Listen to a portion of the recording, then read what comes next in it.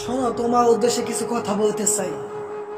তোমার সাথে আমার বিচ্ছেদ না হওয়া সত্ত্বেও যারা আমাকে আর তোমাকে বিচ্ছেদের যন্ত্রণা প্রতিদিন দিয়ে যাচ্ছে, আমার কাছ থেকে তোমাকে ধুয়ে সরিয়ে রাখছে, আমি সফল হয়নি, আমার টাকা পয়সা নাই, আমার কিচ্ছু নাই, আমাকে প্রতিনিয়ত অপমান করে যাচ্ছে।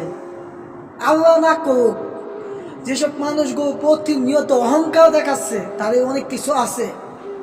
এই ক্ষণস্থায়ী দুনিয়া পৃথিবীর বুকে অহংকার করে ভাই কিছু পাওয়া যায় না, আর কিচ্ছু হয় না।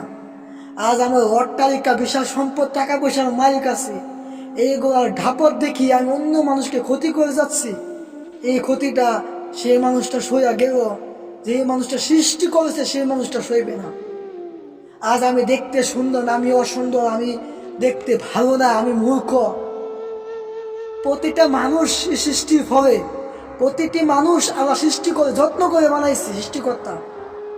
হয়তো বা কাউকে অনেক কিছু দিয়েছে, কাউকে কিছু দেয় নাই, কিন্তু মানুষ শ্রেষ্ঠ সেরা জাতি। আর সেই মানুষের কাছে আমি প্রতিনিয়ত অপমানে লাঞ্ছিত হয়ে যাচ্ছি।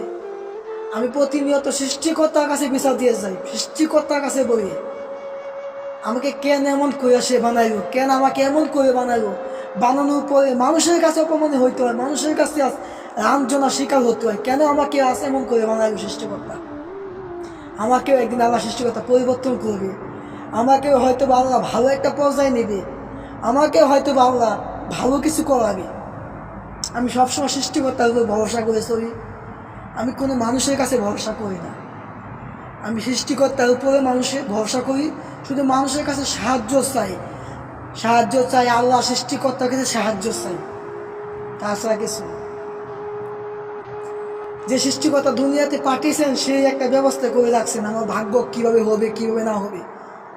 আর যারা আমাকে প্রতিনিয়ত অপমান করছো, অপমান করে যাইতেছ, আমার বিচ্ছেদ হওয়া না সত্ত্বেও বিচ্ছেদের যন্ত্রণা দিয়ে যাচ্ছ, আমার সাথে যোগাযোগ বিচ্ছিন্ন করে রাখছো, আমার সাথে কথা বলা বন্ধ করে দিয়েছ, ভাই তোরা একটা সময় আমার সাথে যোগাযোগ করবি। আজ আমার সাথে অনেক মানুষ যোগাযোগ বিচ্ছিন্ন করে